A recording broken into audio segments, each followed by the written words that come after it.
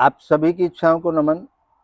आज हमारे साथ हैं श्री सुभाष कृष्ण जी महाराज, जिन्होंने अभी तक हजारों कथाएं इस भारत के अंदर करी हैं और बड़े ही अच्छे कथावाचक हैं, जो भागवत कथा, राम कथा, देवी भागवत, शिव महापुराण और भी जितनी कथाएं हैं सभी में बड़े निपुण हैं और बड़ी बड़ी कथाएं महाराज जी करते हैं। तो आज आपको महाराज जी से मिलवाते हैं और कुछ बातचीत करते हैं। राधे राधे महाराज। राधे राधे गुरु जी। महाराज जी, आप हमारे दर्शकों को केवल 5 मिनट में ये बताएं, जब से आपका होश हुआ है और अभी तक हम यहाँ बैठे हैं, ये 5 मिनट में आपने जीवन में कितने संघर्ष करे, कैसे आपको कामयाबी मिली, उसके पीछे क्या राज है, या कोई ऐसा चमत्कार हुआ जीवन में कभी कि भाई परमात्मा आया और कुछ दे के चला गया, ऐसा कब कोई हुआ, या संघर्ष कोई ऐसा रहा कि एक संघर्ष ने आपको मोड़ दिया और इस तरीके से जीवन में आते हैं? तो केवल 5 मिनट में आप पूरा जीवन का अपना परिचय हमारे दर्शकों को बताएं महाराज जी। राधे राधे। देखिए महाराज जी, आपने जो बात कही वो बहुत अच्छी बात है। आदमी बिना संघर्ष के तो कोई व्यक्ति भी सफल नहीं हो पाता। संघर्ष का नाम ही जीवन है जी। संघर्ष मेरा भी रहा है, स्ट्रगल मैंने भी बहुत किया। पहले क्या था, जब छोटे थे तो पढ़ते थे, लिखते थे, बड़े हुए, नौकरी करी, लेकिन बचपन से ही आध्यात्म में थोड़ा झुकाव था, रुझान था, संतों के साथ बैठना, कीर्तन में जाना, ये सब रहा। लेकिन सन 2011 में अच्छा सब कुछ चल रहा था जीवन में, लेकिन कभी विषम परिस्थितियां आ जाती हैं। तो मेरा गुजरात का रहन सहन था, वहीं मैं नौकरी करता था। तब मैं वहाँ से आया तो मेरा एक नियम था, बिहारी जी का दर्शन करके मैं गाँव जाता था। सुबह ट्रेन उतारती थी 7 बजे। तो वहाँ मैंने भागवत कथा को पहली बार सुना। देखना तो है, देखा तो न जाने कितनी बार, लेकिन सुनना जिसे कहते हैं वो पहली बार सुना। ठाकुर जी की कथा चल रही थी, कृष्ण ठाकुर जी की। तो मैं 2 घंटे बिल्कुल ध्यान मग्न बैठा। तो वहाँ मुझे आभास हुआ, स्ट्रगल तो जिंदगी में हमेशा से रहा है कि इसमें जो लिखा है वो जीवन में सत्य है, और जो चीज़ सत्य है तो फिर हमको भटकने की क्या जरूरत है। तो वो परमात्मा की आप कृपा कहें या कोई किस्मत की बात कहें, वहाँ से एकदम हृदय परिवर्तन हुआ। तो कहते हैं एक क्षण का सत्संग व्यक्ति के जीवन को परिवर्तित कर देता है। तो उसी समय मन में ये संकल्प हुआ कि ये सब कुछ करना नहीं है और केवल कथाएं करनी है। अब कथा लाइन में आए, कथा आप जैसे महापुरुषों से कुछ सीखा, कहीं से कुछ सीखा, कहीं कुछ पढ़ा। तो अब यहाँ से स्ट्रगल चालू होता है महाराज जी। पैसा था, जो भी था, वो पूंजी थी, वो सब अपने प्रचार में, बिना प्रचार के कुछ नहीं होता। प्रचार में जगह जगह, हाँ, जगह जगह बनाने में वो सब पैसा समाप्त हो गया। और 2019 तक 6 साल में मैंने कथाएं बहुत की, खुद का पैसा लगा लगा करके इधर उधर, और जो भी बैंक बैलेंस था, जो भी पैसा था, वो सब समाप्त हो गया। जो कमाया था, जो अपने पास था, सब समाप्त हो गया। और इधर उधर से भी 2-4 लाख रुपए कर्जा हो गया। फिर थोड़ा कर्जा लेकर के फिर कार्यक्रम प्रारंभ किए, तो फिर लॉकडाउन आ गया। स्ट्रगल बता रहा हूँ मैं आपको 10 साल का। अब आप ये समझिए, परमात्मा की कृपा का अनुभव मुझे यहाँ से हुआ। जब लॉकडाउन में कहीं कथाएं अच्छे अच्छे लोगों की नहीं हो रही थी, हम तो बहुत साधारण से व्यक्ति हैं, छोटे से व्यास है, तो उस समय भगवान की कृपा, ये विश्वास रहा। एक समय ऐसा आ गया कि विश्वास डगमगाने लगा और ये लगा कि लाइन में गलत आ गए और ये सब छोड़ करके, लेकिन विश्वास, भक्ति की पहली धारा विश्वास है। तो विश्वास मन में था कि ठाकुर जी कभी ऐसा नहीं कर सकते हैं।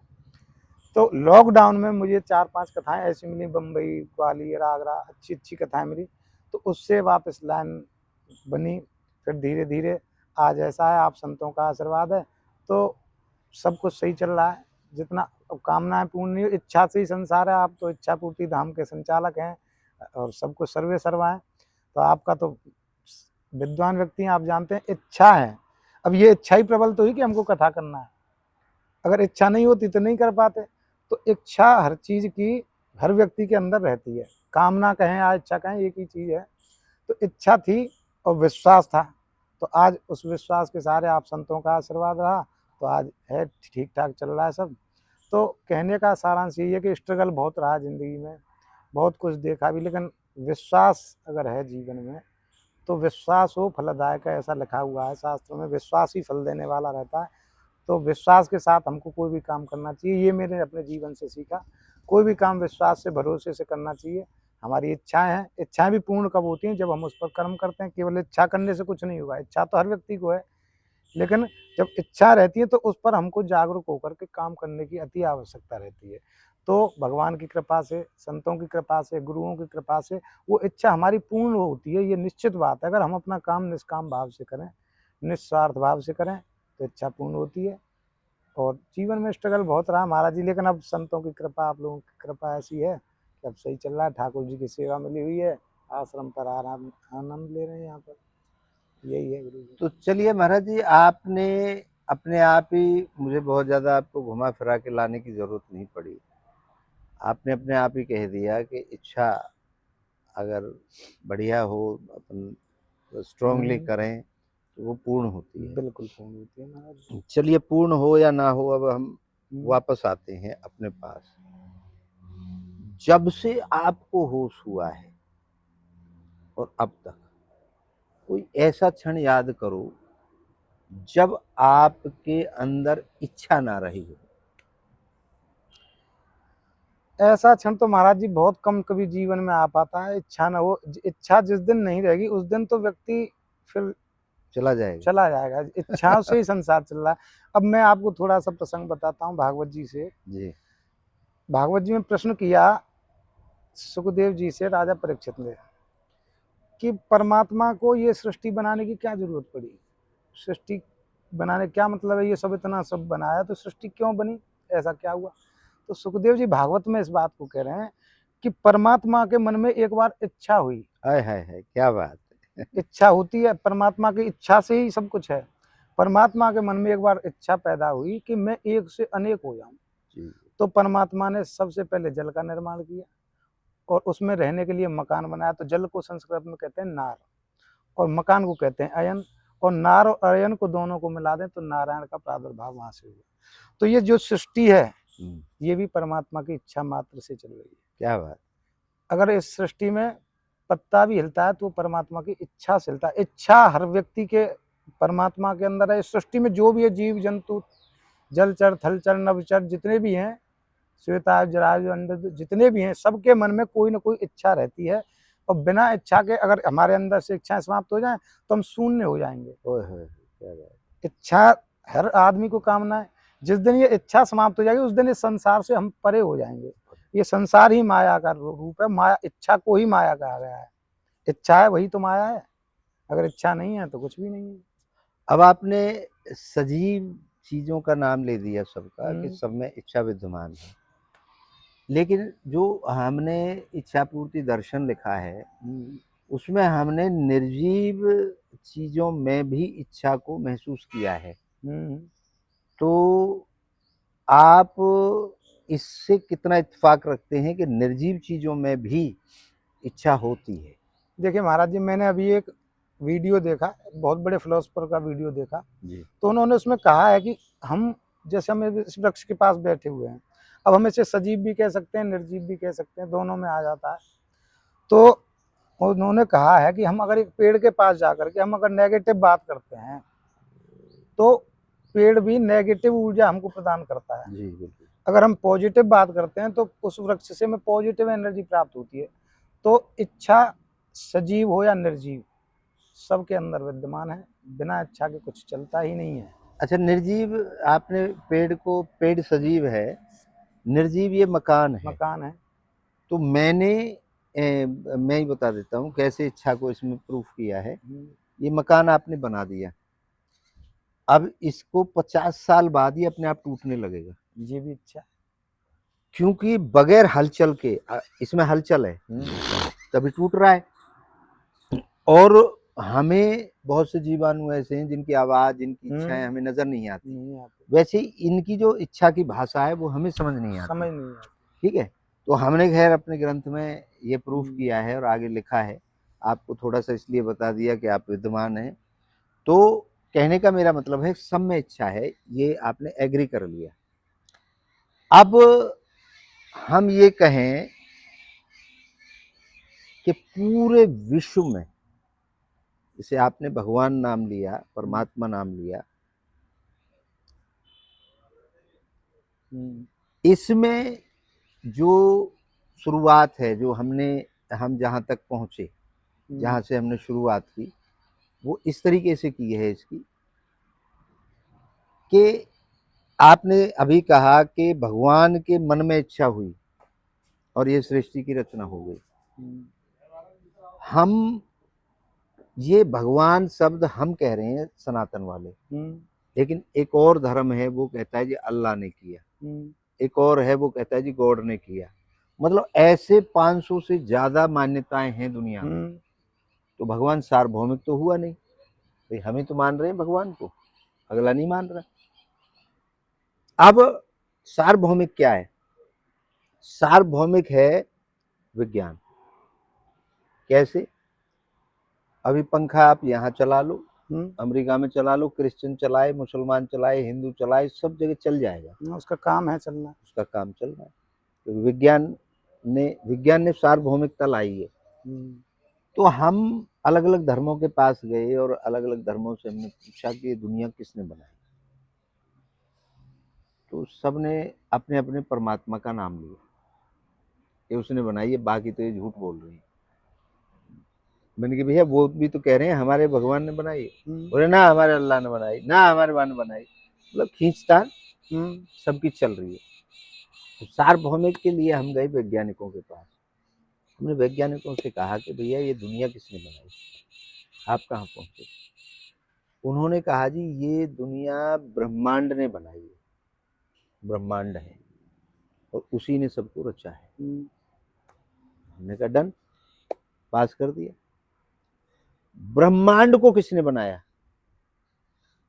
हम ये जानना चाहते हैं। उन्होंने कहा जी ब्रह्मांड से पहले था अंधेरा गुप्त और शून्य, मान लो। मैंने कहा मान लो या खोज करी है? कह रहा हाँ शून्य ही है। शून्य को किसने बनाया? उन्होंने कहा जी ये हमारी खोज जारी है। ठीक।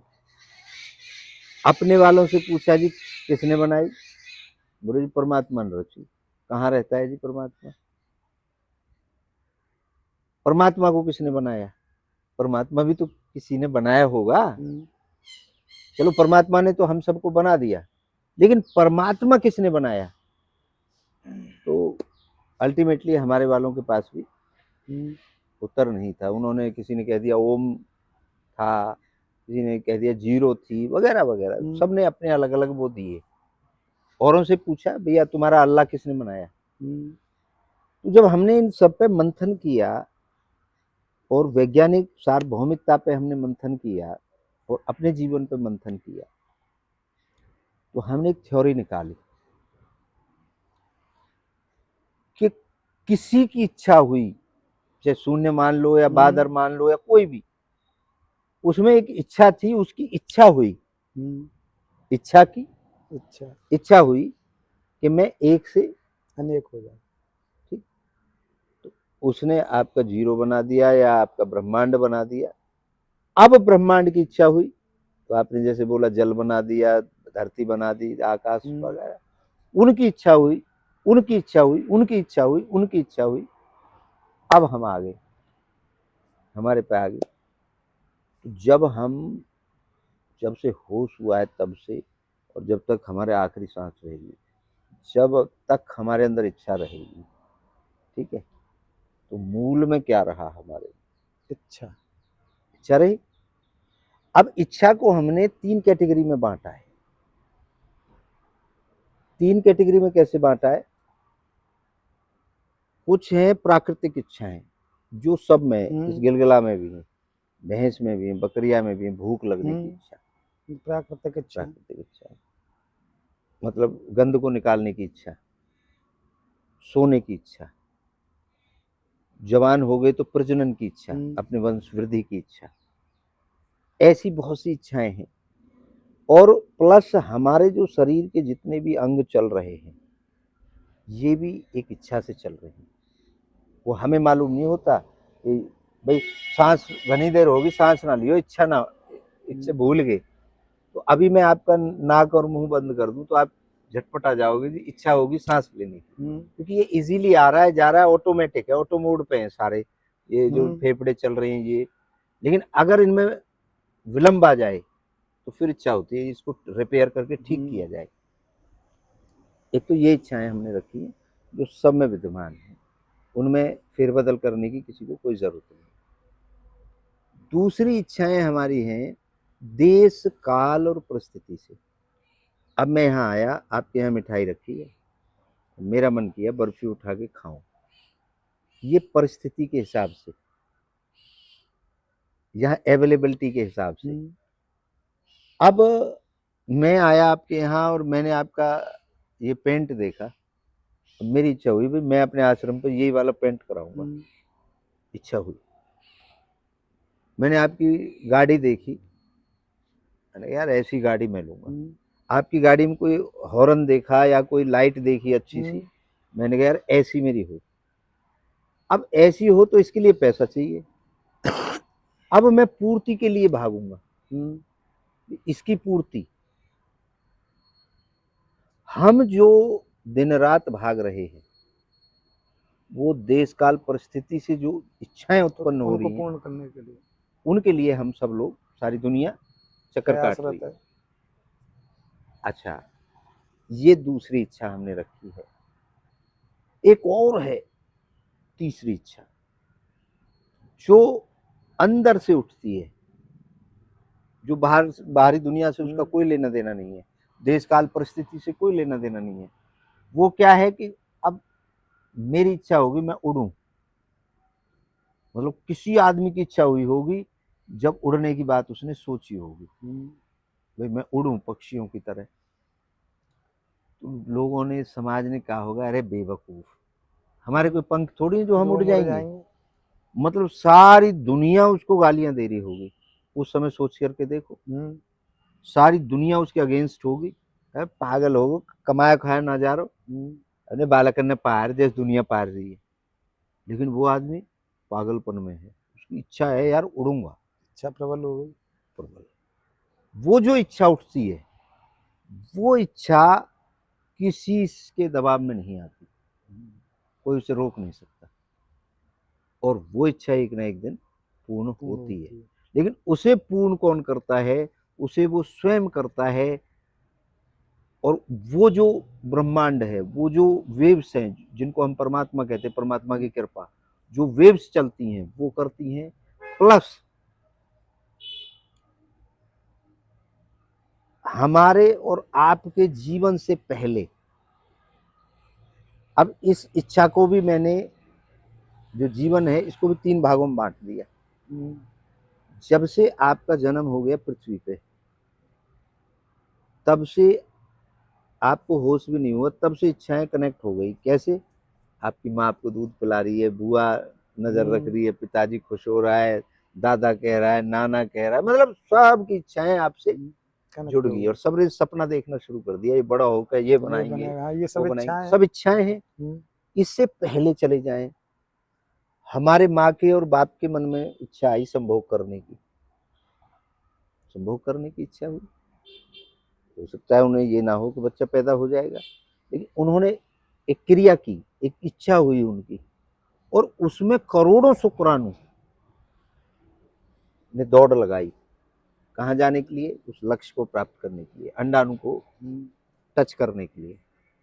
और करोड़ों हमारे कंप्यूटर थे, सब जाना चाहते थे वहां, लेकिन हमारे अंदर प्रबल इच्छा थी, हमने करोड़ों को पीछे छोड़ करके इस लक्ष्य को प्राप्त किया, अपने लक्ष्य को प्राप्त किया। हम अकेले ही थे, ठीक है।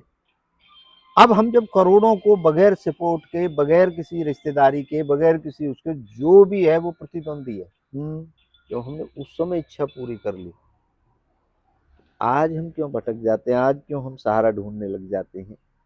तो वो भी तो एक ताकत थी और वो हम ही तो थे, कोई और था? तो हम एक इच्छा थे। अब ये हो गई हमारे जन्म से पहले की इच्छाएं, हमसे जो कनेक्ट हो गई। अब आ जाओ आप हमारे मरने के बाद। अब हमारी अपनी इच्छा तो निकल के चली गई, अब हमारे बॉडी से रिलेटेड इच्छा शुरू हो गई, भाई इनको जलाओ, प्राकृतिक प्राकृतिक। अब किसी ना किसी की इच्छा टच हो गई हमारी बॉडी से। अगर हमारा कोई वालिवाश नहीं है और हम अज्ञात मर गए कहीं, तो कीड़ों की इच्छा हो गई। जब तक डिस्ट्रॉय नहीं कर लेंगे, हड्डी हड्डी गल नहीं जाएगी, खत्म नहीं हो जाएगी, जीरो नहीं हो जाएगी, तब तक किसी ना किसी की इच्छा, अगर एक हड्डी पड़ी है तो उस हड्डी को भी खाने की इच्छा किसी ना किसी कीटाणु की रहेगी। कहने का मेरा मतलब ये है कि ये फैक्ट है कि जीरो से इच्छा पैदा हुई और हमारे अंदर पूरे जीवन भर इच्छा रही और वो जाके जीरो में समाहित हो गई। ये जो चक्र हमने निकाला है कि वहां से जो इच्छा है ऊपर से जो चलती है, जो मूल में है, जिससे दुनिया चलती है, वो ताकत देती है हमें, हमारे जन्म की जो ताकत है वो देती है, और जो आज हम जिस परिवेश में जी रहे हैं वो हमारे अंदर जो इच्छा बैठी है, अगर ये तीनों का मिलन हो जाए तो मैं समझता हूँ कि आपकी इच्छाएं यहाँ इस शरीर में संतुष्ट हो जाएं, तो फिर रीबर्थ का जो सिस्टम है उसके अंदर जो भूख है इच्छा, वो वापस जाके उसी इच्छा में समाहित हो जाएगी। तो ये मैंने एक एंगल बनाया है पूरे जीवन चक्र का। इससे आप कितना इत्तेफाक रखते हैं? इससे आपने जो बात कही बिल्कुल सही है। हमारा कहने का तरीका अलग अलग हो सकता है जी, किसी भी व्यक्ति का तरीका अपना अपना अलग अलग, लेकिन आपने जो बात कही मूल सबका उद्देश्य वही है, इच्छा है। इच्छा है। मतलब इसके मूल अलावा कुछ नहीं इसके अलावा क्या है बताइए? बिना इच्छा के आप क्या करेंगे? बिना इच्छा के मैं यहाँ बैठा हूँ, मेरी कोई इच्छा नहीं तो मैं शून्य हूँ। इच्छा रहेगी तो उस इच्छा को पूर्ण करने के लिए मैं यहाँ से आगे जाऊँगा, वो कुछ न कुछ प्रोग्रेस मैं करूँगा। लेकिन अगर इच्छा नहीं है तो आदमी शून्य हो जाता है।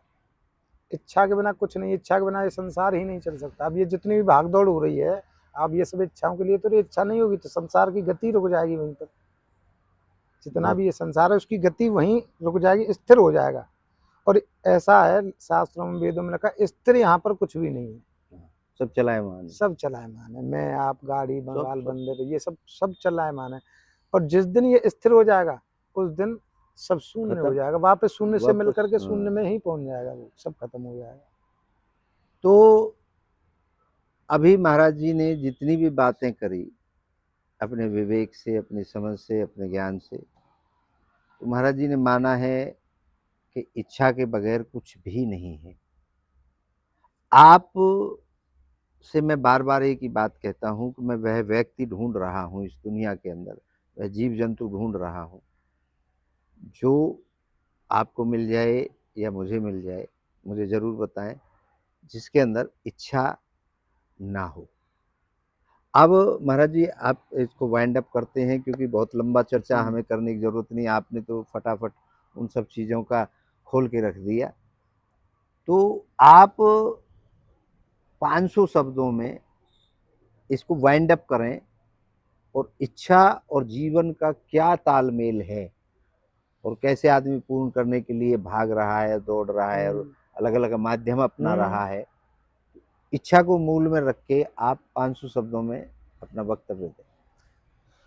देखिए महाराज जी, जिस दिन से जन्म व्यक्ति का होता है उसी दिन से इच्छा प्रारंभ हो जाती है।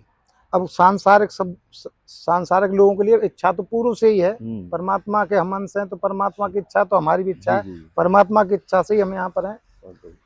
उसी दिन से व्यक्ति इच्छा करने लग जाता है। जैसे जन्म हुआ तो उसे भूख लगती है, माँ के दूध की इच्छा है। उसके बाद थोड़ा बड़ा हुआ तो वस्त्रों की इच्छा है।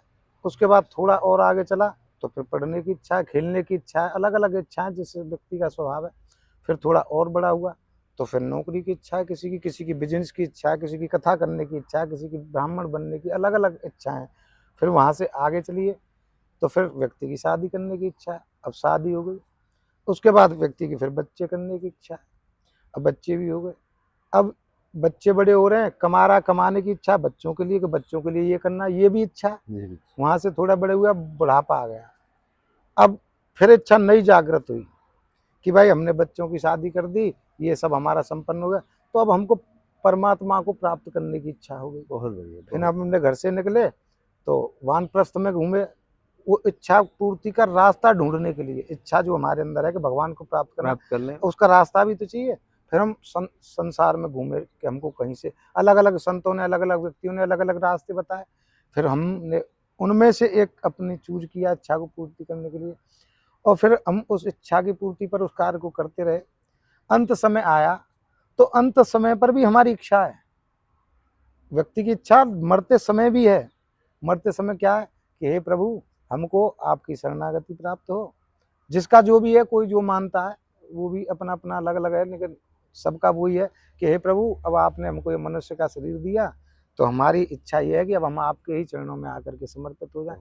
तो इच्छा से ही जन्म है, इच्छा से ही मृत्यु है, इच्छा से ही संसार है। अब ये कोई भी कहे कि मेरे अंदर इच्छा नहीं है, तो ऐसा नहीं हो सकता है। जिस दिन इच्छा समाप्त हो जाएगी वो व्यक्ति शून्य हो जाएगा, उसे संसार से या इससे कुछ लेना देना नहीं रहेगा। इसी बात को कह करके मैं बहुत बहुत धन्यवाद आपका। आपने हमारे दर्शकों को बहुत बढ़िया और संघर्ष से लेके और चमत्कार भी आपने महसूस किया कि हाँ परमात्मा का कहीं ना कहीं अंश कहीं ना रहा, कहीं रहता। कहीं सपोर्ट रही कि जब दुनिया में सब लौट गए, जब कोरोना में किसी की कथा नहीं चल रही, तो उस समय आपको मौका मिला। और ये मैं ये कहता हूँ अपने शब्दों में, ये आपकी प्रबल इच्छा का नतीजा है, क्योंकि आपके अंदर एक प्रबल इच्छा थी कि भाई काम तो यही करूँगा और आज नहीं तो कल मैं इच्छा ही, कामयाब। इच्छा के लिए संघर्ष किया, और इच्छा के लिए जब हम पूर्ण रूप से समर्पण होकर के हाँ, किसी काम को करते हैं तो वो इच्छा पूर्ण होती है, ऐसा मेरा विश्वास है। बहुत बढ़िया। आप सभी का बहुत बहुत धन्यवाद।